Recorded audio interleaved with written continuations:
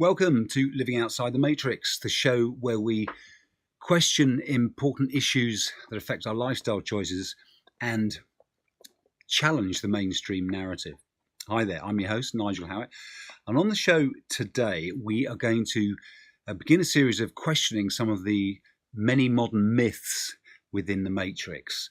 And sometimes I refer to these as duff steers within the Matrix because they fundamentally set us off in the opposite direction to the truth and the thriving that we actually seek. So I'm going to start this whole exploration off with a bit of a philosophical flavour, because I don't want anybody to be put off by the mention of the word philosophy, but philosophy is right at the foundation of everything. It's right at the base of everything that we think we know. It's an understanding of the nature of reality, and it determines all of our behaviour and our choices. So everyone has a philosophy, whether or not they even know the meaning of the word. So this first myth that I want to explode is right down at the base of our philosophical convictions. It's one of the first fundamental questions that we ask.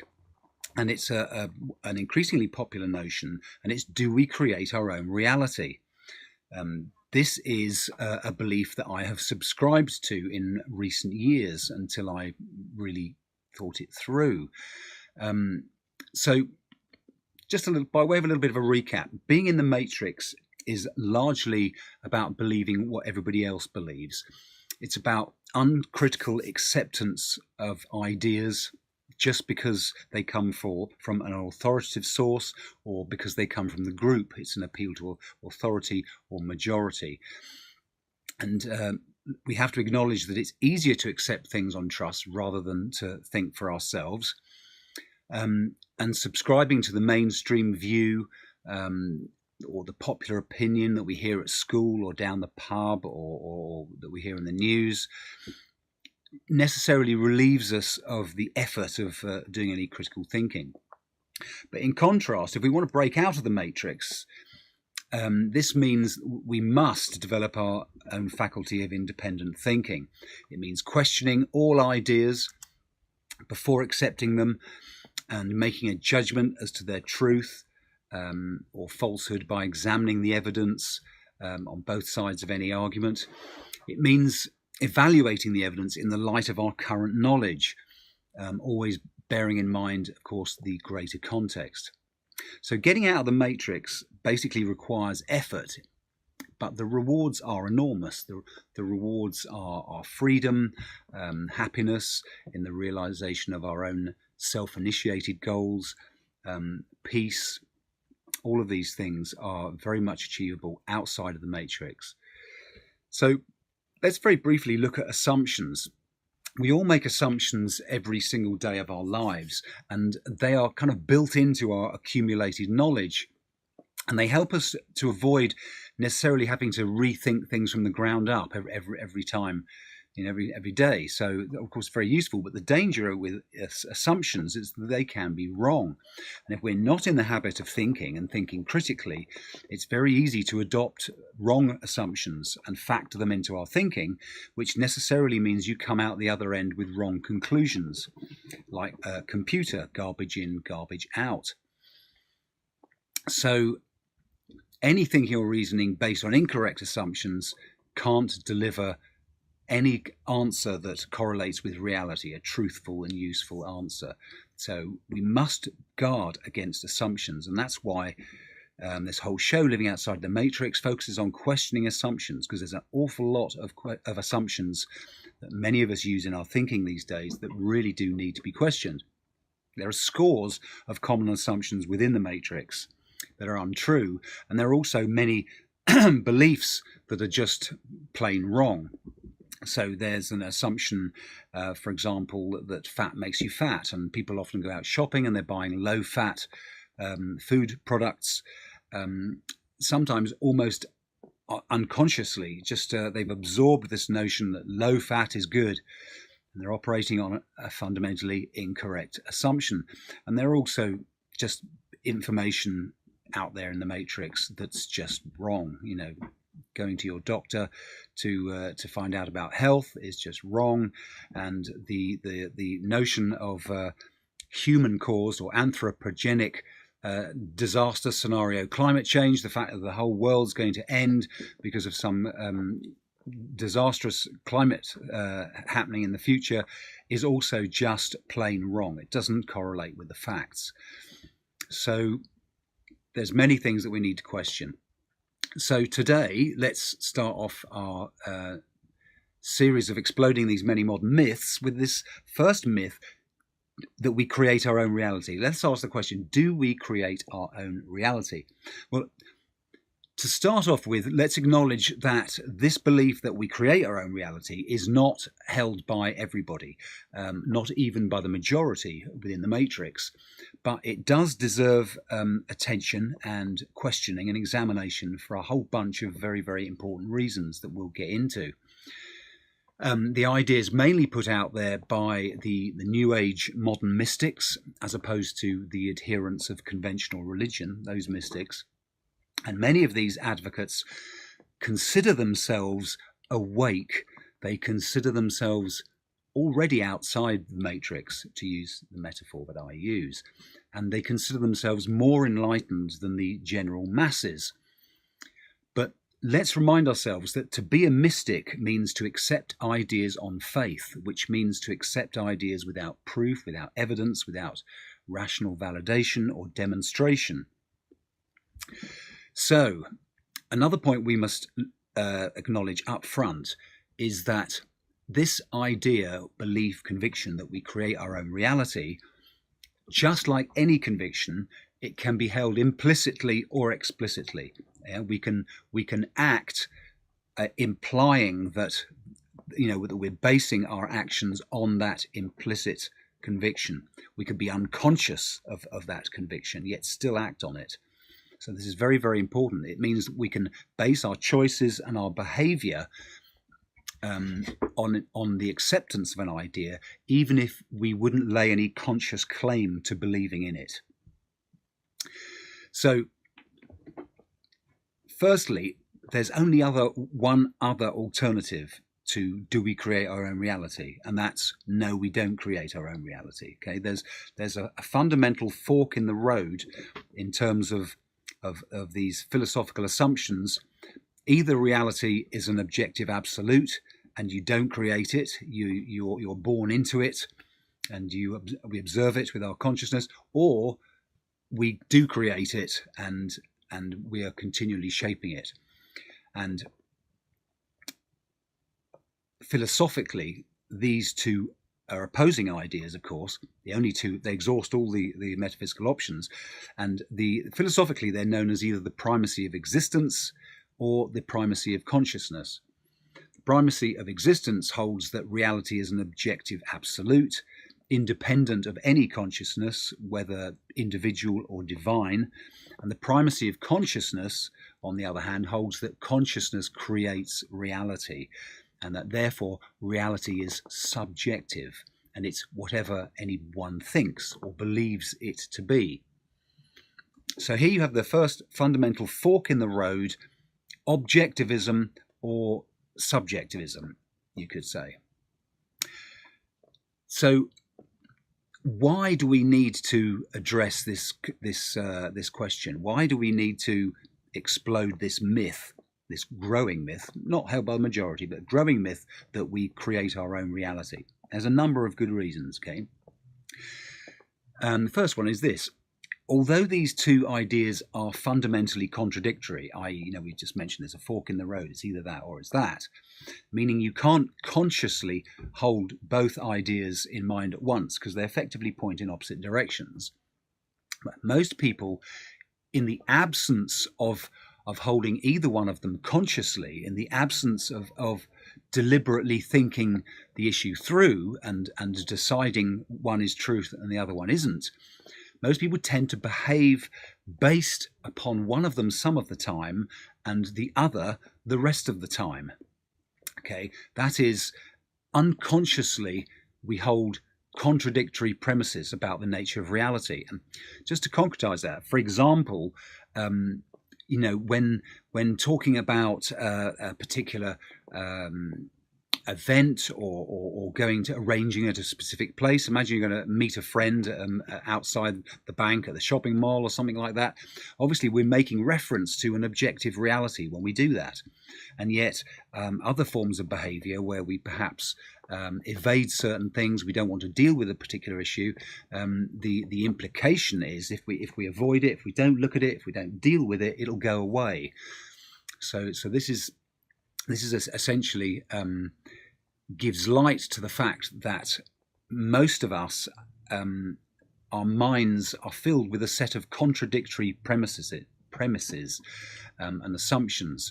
We have a mixed bag of beliefs and slogans and catchphrases and ideas in our subconscious, which are the basis of all our thinking. And thinking cannot be efficient, creative, or readily and easily arrive at truth with a muddled up jumble of contradictory premises and assumptions right at the base. Because we do have to remember that contradictions don't exist in reality. So the first main reason to get to the truth of whether or not we create our own reality is that we are trying to get our mental files into non-contradictory order, essentially, and improve the efficiency of our thinking. But what is thinking? Let's remind ourselves that thinking is deliberate mental activity with the acquisition of knowledge as its goal. What is knowledge? Knowledge is the correct identification of some aspect of reality. So we're thinking in order to connect with reality, in order to live effective lives, in order to function, in order to thrive. So the second reason this is so important is essentially practical necessity. Recognition of the objective nature of reality, i.e. that we don't create our own reality, is fundamentally at the base of all knowledge, the whole concept of knowledge, the very concept of truth, truth being that which correlates with reality, rests upon reality being an objective absolute. Things are what they are, independent of any consciousness, and this means independent of anyone's wishes or whims or wants or dreams or anything like this. You can't just wish something to be so and make it so. Contradictions don't exist in reality. Okay, you can't be hot and cold at the same time. You can't set off in two directions at the same time. An attribute can't be present and absent at the same time. An endeavor can't succeed or fail at the same time. Contradictions don't exist in reality. It's very, very important, and that points to the fact that reality is an objective absolute. So the second reason then is that the concepts of truth and knowledge and the whole functioning within reality, rests on the axiom that reality is an objective absolute. Third reason, and this is very, very important, the basis for a peaceful, civilized society. The premise of an objective reality is the only basis for communication. It's the only basis for negotiation and for cooperation among men, for debate, for persuasion. The only if we're talking about our own wishes and desires of what's true, if reality was subjective, if we could think whatever we want to think and make it true, there would be no ultimate arbiter of truth. There'd be no reality to refer to when we're establishing the facts. Scientists discovering electronics or creating new machines are always referencing the same objective reality. And again, it's kind of self-evident, but it has to be said, it has to be made explicit. So it's really important to recognize that to the extent that we hold reality to be subjective, to the extent that we want it to be whatever we want it to be, that is the philosophical basis, if you like, for conflict, for coercion, and ultimately for war and for violence. If we wish society to be based in persuasion and negotiation and cooperation. The only way that will ever happen is through an explicit and overt acceptance of the objective nature of reality, which means we don't create our reality. There are some things we do create, which will go, or we can create our experience of reality, and we'll come on to that. But we don't create reality, the objective reality. Point number 4 is that subjectivism, the idea that we do create our own reality, undermines the perceived need to think and is ultimately a call to inaction. If reality is not objective, there can be no such thing as knowledge, as we've already said. You could think and believe whatever you like, and it will be true. So if we hold this conviction, we've effectively scuppered and undermined any incentive to think. Thinking becomes superfluous. So we've mentioned the idea that we create our own reality as a mystical idea, and any form of mysticism is necessarily subjectivism. And this renders it's an idea that suggests that there's a shortcut to knowledge. If you can channel, if you can commune with some higher being to get knowledge, these are all things that effectively undermine the validity of thinking. Thinking being the correct identification of reality. And also, if reality is what 10 different people think it to be, 10 different realities, again, there's no incentive to think. But thinking is man's fundamental means of survival. It's our mode of operation as human beings. Our conceptual capacity and our rational faculty is what defines us as human. And this is undermined by the notion of subjectivism, that we can create our own reality. So point number 5 is that it's really important to know the difference between what we can change and what we can't change. And I'm sure you've probably heard this quote by a theologian called Reinhold Niebuhr from last century, and the famous saying goes, "God grant me the serenity to accept the things I cannot change, the courage to change the things I can, and the wisdom to know the difference." Now, I personally am an atheist. I don't believe in a divine super being, and so I don't accept that courage, serenity, or wisdom are God-given attributes. They're attributes that we develop ourselves.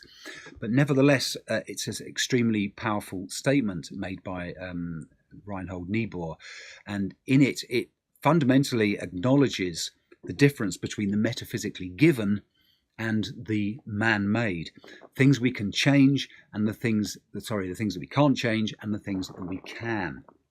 Okay, we can change an awful lot about ourselves. We can change our mindset. We can change our attitude. Fundamentally, we can decide whether we're going to think or not. We can decide whether we're going to gain knowledge or not. We can decide to question things or not. We can work on our self-development. We can change our habits. We can control our choices and behaviors. All of these things we have control over. But there are many things that we can't change. We can't change the facts of reality. We can't change what is. We can't necessarily change the minds of others other than through persuasion, which ties into the previous point. So it's very important to accept the man-made, things that we can change, and the metaphysically given, the things that we cannot. And that is the acceptance or the existence of an objective reality. So we've touched upon already the fact that many of us accept implicitly in our behavior, even if we do not hold it as a conscious conviction, that we can create reality with our thoughts by simply evading. This is a very, very tempting and often practiced phenomena, evading the facts of reality, not looking at what we don't want to. That's too painful. That's too upsetting. I don't want to deal with that. But it's very important for us all to acknowledge, and if we do think these things through consciously and choose the conviction that things are what they are and reality is an objective absolute, it helps us recognize that to evade reality is not ever going to lead to success. It's only going to kick a problem down the road and usually increase ultimate suffering. I would go as far as to say that it is delusional to consciously cling to the idea that we do create our own reality, and not many people do, to be fair, and it is to be out of touch really with the fundamental nature of the way things are. We can only create our experience of reality, not reality itself. So along those lines, another point here is that positive thinking is a great thing. It's something we can control. We can control the way we choose to approach problems, the way we deal with challenges that come at us. And positive thinking has gained a lot of traction in recent years, and it can be very beneficial. Positive thinking can lead to positive ideas. It can lead to action. But positive thinking on its own is not a silver bullet, and it's not going to change reality. You can't sit about and think positively and expect that a result will happen in the absence of some kind of positive action. So one thing I do want to say here is that nothing about accepting the objective nature of reality and its independence from any consciousness, whether individual or divine, nothing about this denies the existence of currently unexplained phenomena. And such things, for example, as you think about someone and then, the phone rings and it's them and everyone goes, oh, wow, that's something woo-woo going on there. That is simply an unexplained phenomena. We don't know what's going on there. There are lots of other unexplained phenomena. For example, I've walked on hot coals. I've had a chap come and visit my woods here some years ago, and a group of 30 of us or so were psychologically prepared in terms of our thinking and our attitude towards this subsequent action was shaped, shall we say, consciously. A fire was prepared, hot coals were laid out, and I walked across hot coals of 1200 degrees Celsius. Now, I can't explain that. I can't explain that degree of control over my experience of reality. And yet it was real. I've also had an experience that can only be described as something like an out-of-body experience. And so the point here is that there are phenomena, excuse me, that we cannot explain. There's things that we know, and there are things that we don't know about, and there are things that are currently unexplained. And it's very important to keep these things in distinct mental boxes, as it were. It's very important to draw a line between that which we know and that which is currently unknown, and to resist the temptation to substitute invention for inquiry, and to come up with fanciful explanations of things that we really can't explain. So it's okay to sit with unknowing on certain aspects, and this shouldn't muddy the waters in terms of our personal convictions of reality being fundamentally an objective absolute. And no, we don't create our own reality, but we can very much affect our own experience of reality with all the factors that we previously mentioned, the things that we have control over. So it's very important to know what we can change and what we can't. As soon as we establish that, we've created a solid platform from which to move forward with our lives, to make plans, to act appropriately, knowing what we can control and what we can't, knowing what we can change and what we can't. So I do hope that this stimulates some thought, some questioning. Perhaps you think I'm completely wrong. Please leave a comment. leave a comment and share your thoughts, and let's take the debate further. I'm looking to go further with this series and explode a number of other less fundamental of the many modern myths within the Matrix through the course of this series.